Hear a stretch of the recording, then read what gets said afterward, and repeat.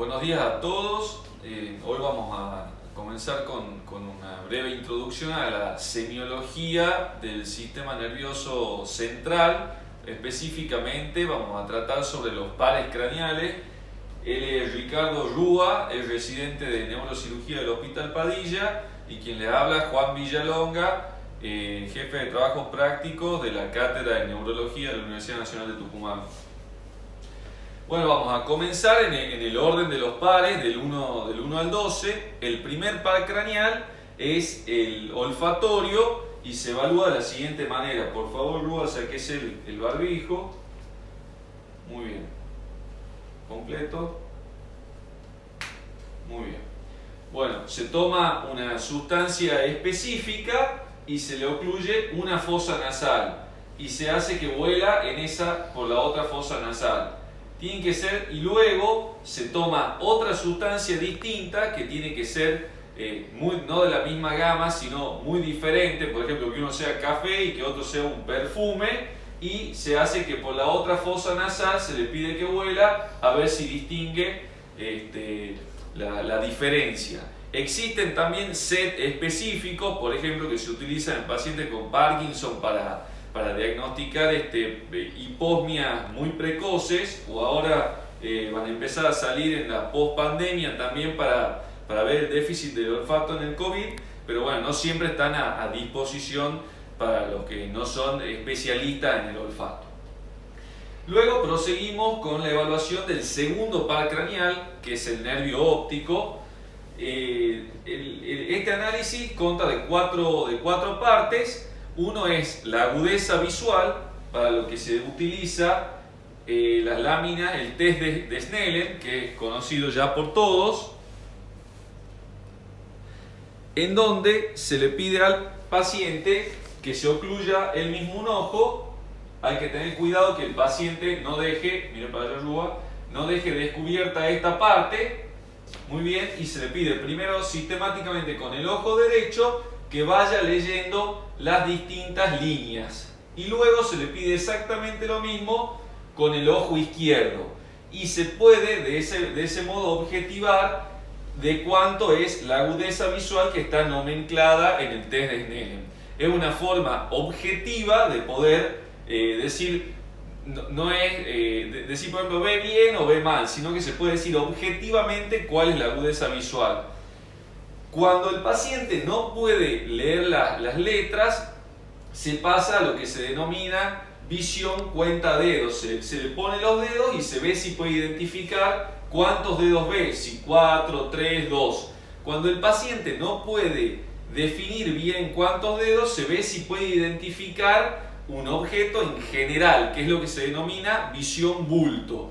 Y si el paciente ni siquiera identifica eso, se ve si puede distinguir si las luces están prendidas o apagadas en el ambiente, es decir, lo que se denomina visión luz. Y si no tiene visión luz, se diagnostica una amaurosis o ceguera de un ojo.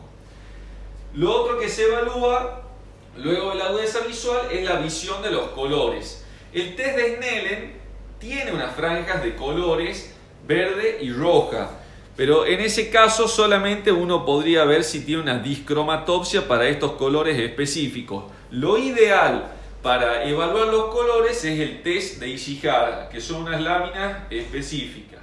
El test de Ishihara consta de distintas láminas en donde se pueden evaluar, se pueden ver números que están, por ejemplo, en este caso puestos con color verde en el centro de un círculo que está en una gama de colores más diferentes al verde. Entonces, si el paciente, uno dice, ¿qué número lee ahí? 74. Perfecto, lo pudo ver. Lo otro que vamos a evaluar para el segundo par es la campimetría. Esto es fundamental y uno debe realizarlo sistemáticamente siempre en todo examen físico. Se le pide al paciente, permiso, me sacaron, me dijo, que vea la punta de la nariz, y luego se elevan las manos y uno empieza a decir, ¿qué mano muevo? Derecho. Y ahora, ¿qué mano estoy moviendo? Muy bien. Y ahora, las dos, ambas. Ahora, ¿qué mano muevo? Muy bien. Y ahora, ¿Ahora qué mano muevo? Bueno, es muy útil a veces pedirle al paciente, porque cuando uno le dice qué mano muevo, derecha o izquierda, el paciente puede malinterpretar y pensar que si es la derecha del médico, la suya, y intercambia todo y puede llevar a confusiones en la interpretación de la campimetría. Sino, como bien hicimos, decirle que el paciente levante la mano que está moviendo el médico y el médico interpretar correctamente el resultado.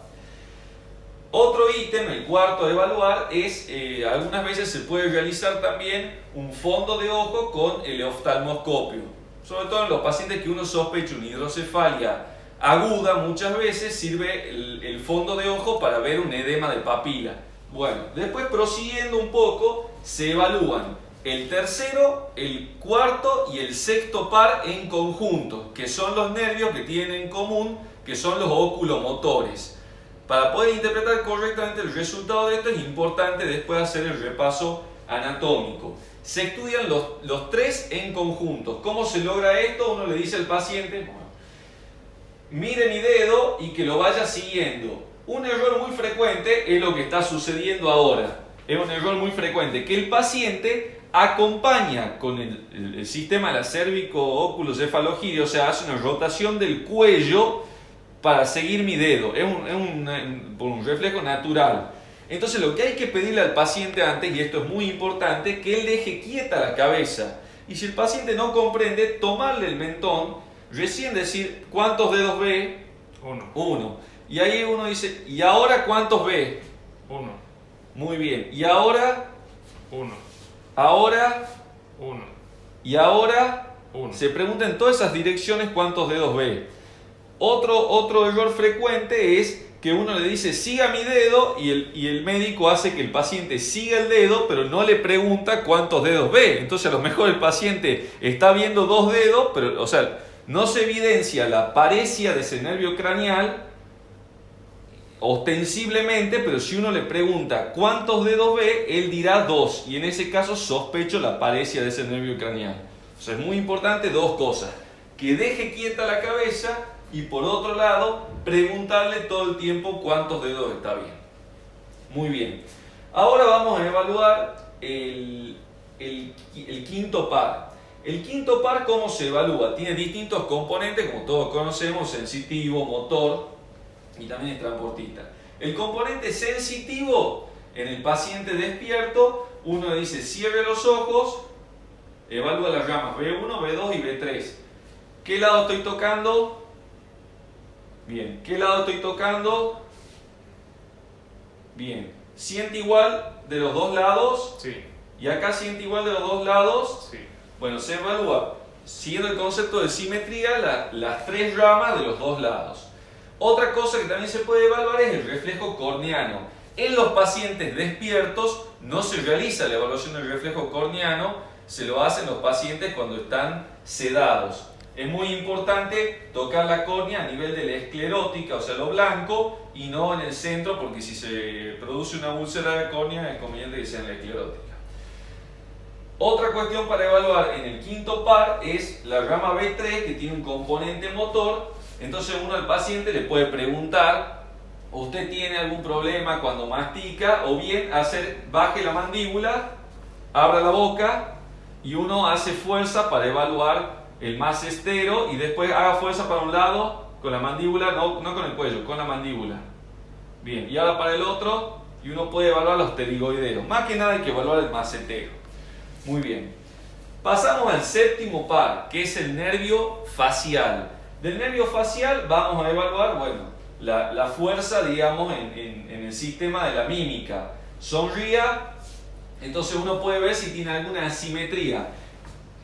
Existen asimetrías fisiológicas, pacientes que tienen mínimas asimetrías, y eso es muy importante dejarlo detallado, sobre todo en nuestro caso antes de una cirugía.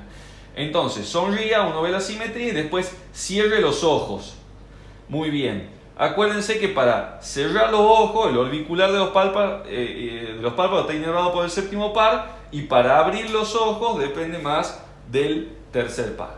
Entonces ahí está evaluado el séptimo. Existe una escala que se llama de House y Bragman, que lo utilizamos, no hace falta que ustedes la conozcan en detalle, pero los neurocirujanos las utilizamos antes de las cirugías que puedan comprometer el nervio facial.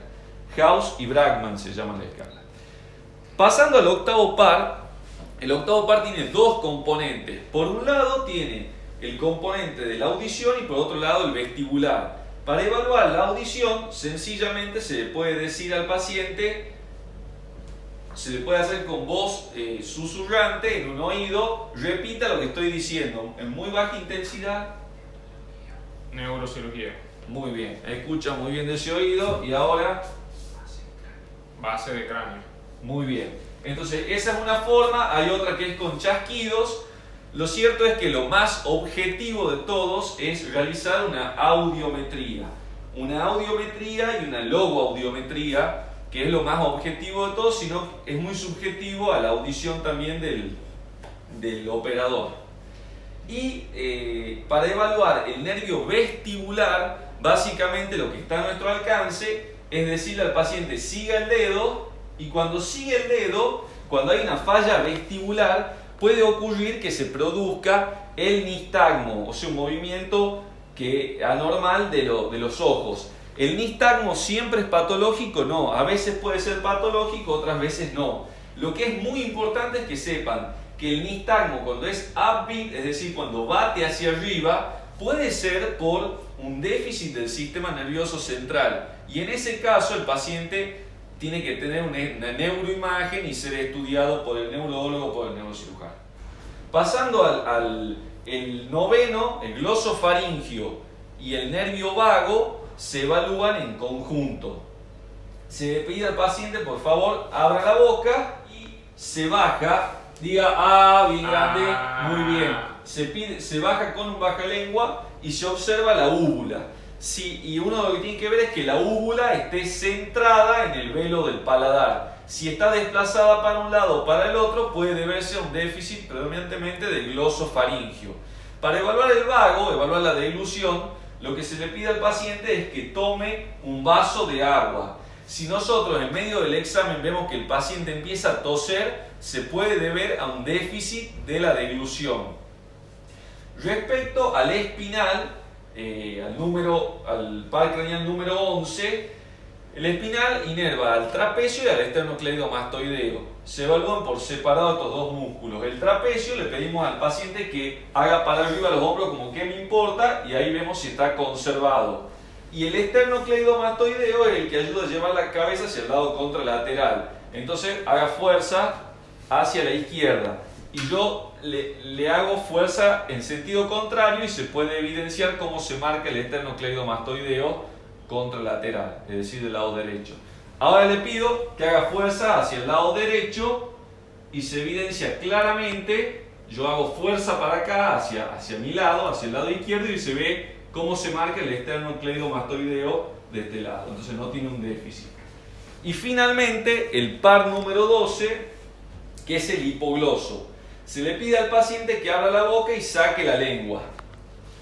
Muy bien, entonces la lengua debe estar centrada en la línea media. Cuando la lengua se va, por ejemplo, tiene un déficit, por decir, comprometida el asa del hipogloso por un tumor de cuello o algún déficit central del hipogloso que muchas veces no se da clínicamente solo, sino en un síndrome vulvar junto con otras manifestaciones, la lengua pierde la línea media y se lateraliza hacia un lado. Si se lateraliza hacia la derecha, el déficit es del lado derecho. Y después lo otro que se ve en la lengua, también muy importante, siempre ver si el paciente tiene fasciculaciones, porque eso también puede ser algún tipo de enfermedad degenerativa. Con esto concluimos el estudio de lo semiológico de los pares craneales.